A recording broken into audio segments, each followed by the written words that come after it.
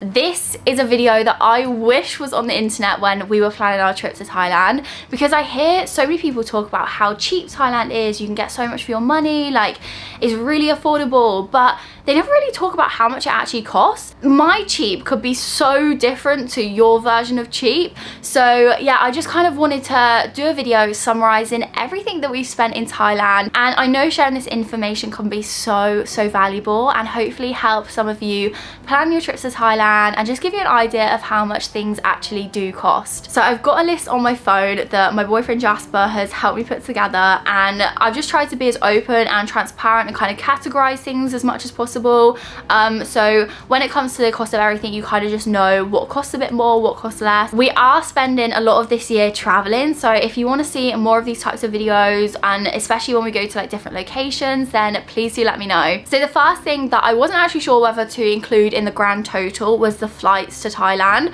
because we flew from Dubai to Phuket, and I know everyone will be flying from all different locations, especially if you fly from the UK. I'm not sure how much that would cost, but for us, the flights from Dubai to Phuket cost £248 each, and we did get a connecting flight which was a lot cheaper. So yeah, our flight total for both of us were £496, which I think is pretty reasonable because that also did include 30 kilograms of luggage each, so I was pretty happy with that. So one thing that I did also want to mention is that me and my boyfriend don't really split money as such. Like, we kind of have a pot that we have together that we're spending, so it's kind of hard to say what it would be for like one person.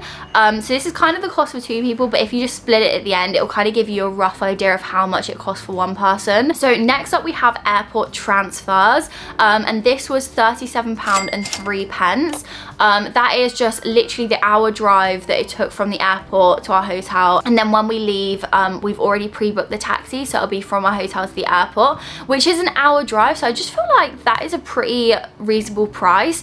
I think you can get a bus. A lot of people talk about getting buses and stuff, so again, you could probably save a bit of money on that. Overall, I was quite happy to pay for that, and we just booked that. I think it was just on booking.com we booked the taxi. A lot of people, when they come to Thailand, opt for getting a ped, which is probably the most cost-effective thing you can do if you're doing lots of traveling about, you're going to lots of different locations.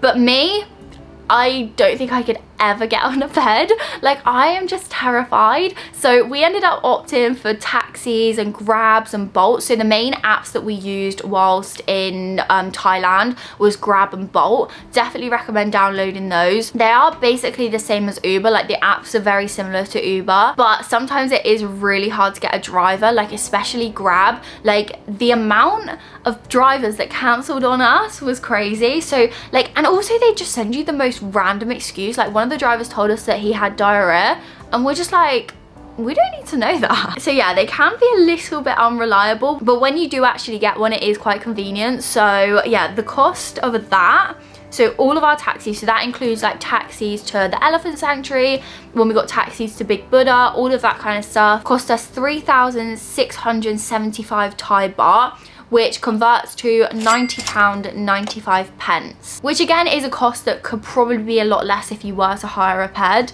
But yeah, opted for taxis. So next we have the hotel. So we were in Phuket for 4 weeks, so basically like just under a month, 28 days in total, so it's exactly 4 weeks. So what we did is we stayed in one hotel for 2 weeks, which was in Patong, which was way too long in Patong. Like, I just felt like it would have been so much nicer to reduce the time in Patong and go to somewhere a bit more quiet, a bit more chill, but obviously we didn't know that coming here. So the first hotel in Patong was called the Zenziana Resort and Spa. I hope I'm pronouncing that right. But for 2 weeks, that cost us £726.97. You could definitely get cheaper hotels, but the location of that one, we would have saved a lot more money because like we could walk to places, where if you stay a bit further out, then you either need some sort of transport to get into the centre. I think with accommodation as well, like, it's one of those things, if you're staying in hostels, that cost will literally be so much cheaper. But we just opted for hotels in Thailand. I just still think that's a reasonable price. I think it's because I'm so used to paying for hotels in like Europe, and like for a week it would cost you like £1,000. So yeah, for 2 weeks £726 I think is really good. And then we moved slightly down the coast to Caron, and I just like it here so much more than Patong. I hate to say it because Patong, I liked it when I arrived, but the longer I stayed there, the longer I was like, this is just not it. And I feel like there's so much more beautiful places in Thailand. It's good to see, good to go see like Bangalore Road and all those places, but maybe just for like 2 nights or like 3 nights. You don't need to stay there a long amount of time. But yeah, so we moved down to Caron, and we booked this hotel literally on a whim. We had no idea what it was going to be like. It was a brand new hotel, no reviews when we booked it, and it is so good value for money. Like, I'm so glad we booked it. So this hotel that we're currently in, which I did a whole separate video on if you wanted to watch that, cost us £463.28 for the 2 weeks, which is so much cheaper than the one in Patong and so much nicer, I do have to say. So yeah, just really happy that we just went for it and booked that. So the total hotel spend was £1,190.25.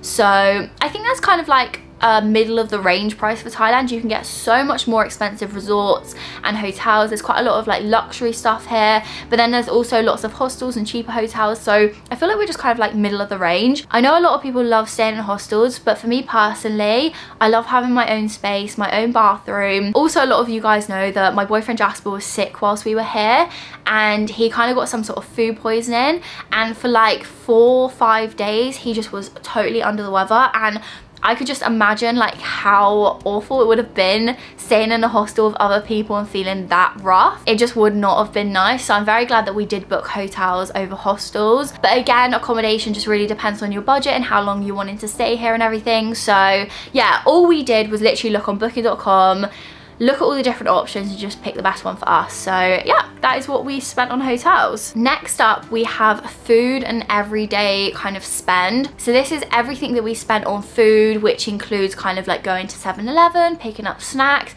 like ice cream, like all of the odd little bits and bobs, and also just like toiletries and stuff that we'd pick up from like the shop. I've also included things like haircut, so Jasper got his haircut. Literally everything that was just like everyday spend, I've kind of totaled up and put it in this. Now again, this is a spend for both of us because we didn't really separate this out, and this is £1,061.15, which I just don't think is too bad. I feel like I am definitely comparing the cost of things to what it costs to currently live in the UK. And I just think for a whole month of eating out, eating in restaurants, we didn't cook a single thing. So we are living in hotels, so we ate out for pretty much every meal. Like obviously sometimes we miss breakfast, sometimes we just get little snacky bits for lunch. It's essentially £530 each that we spent on like food and everyday spend.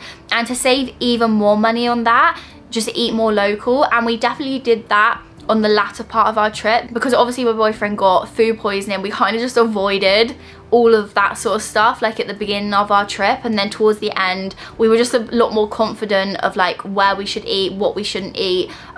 So yeah, we kind of ended up saving a lot more towards the end of our trip. To save even more money on that, get yourself a cheese toastie from 7-Eleven. Also, one thing that I did want to mention is we have stayed in really touristy areas. Like the places that we're staying are full of resorts. They're really just like in the center of things, which again, you're gonna pay a lot more than if you're a bit further out. So yeah, people just generally charge a bit more. I'm also just thinking back to what we used to spend when we had our own house, and I feel like it was so much more than this, especially just like eating out. Like you'd spend at least £50–60 like eating out at a nice restaurant in the UK, so just for one meal. So the next thing we have is trips. So that includes boat trips, elephant sanctuary, all of that, the cost of like everything like that.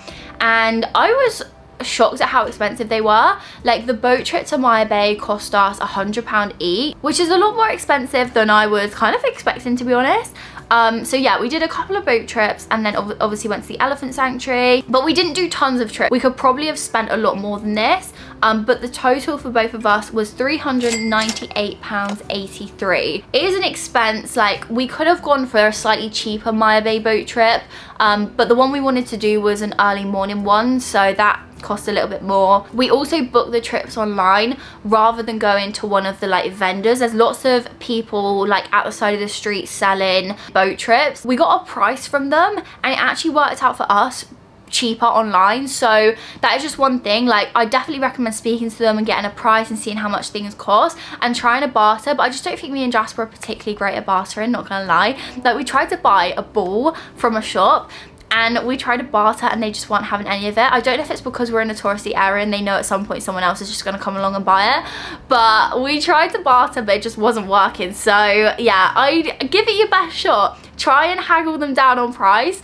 but we just ended up booking everything online. So I feel like this is what we've all been waiting for. The grand total of everything that we spent all together, which includes the flights, the hotels, airport transfer, food, every single thing, is £3,273.51. So if you literally just split that in half, for each of us, that cost us £1,636.75, which, I don't know, let me know how you think that is. Like, personally, I don't think it's too bad. I think we could have possibly saved in a lot more areas than we did, so that would have brought the cost down, and we're definitely going to do that moving forward. Like, make sure to eat a lot more local food, just take the risk and go for like the slightly cheaper hotels, and you can save a lot more then. But especially for our first month traveling, like, we've never done this before, we kind of didn't really know how much we were going to spend, and we, especially at the beginning when Jasper was sick, we weren't like super consciously sticking to a daily budget. So yeah, that was our total spend for the month. I think that is quite realistic if you're not going super budget, but you're also not going super extravagant and super high end. So yeah, just a little middle of the range thing. We've also been really happy. Like, this trip has been worth every penny, and we've seen so many incredible places, experienced so much more. So they always say on TikTok, money returns, time doesn't. So yeah, I really hope you guys did find this video useful, and hopefully it will help you plan your trips in the future. And let me know if you do want to see more of these types of videos. And I am just so grateful that we do get to do this, and we are in such a lucky position that we can just experience the world. And I really hope you guys in the future get the opportunity to come to Thailand, even if it's literally just for a week or two, not for a full month. It really is worth it. So yeah, thank you guys so much for watching. I really hope you did enjoy, and I shall see you all again very, very soon. Bye.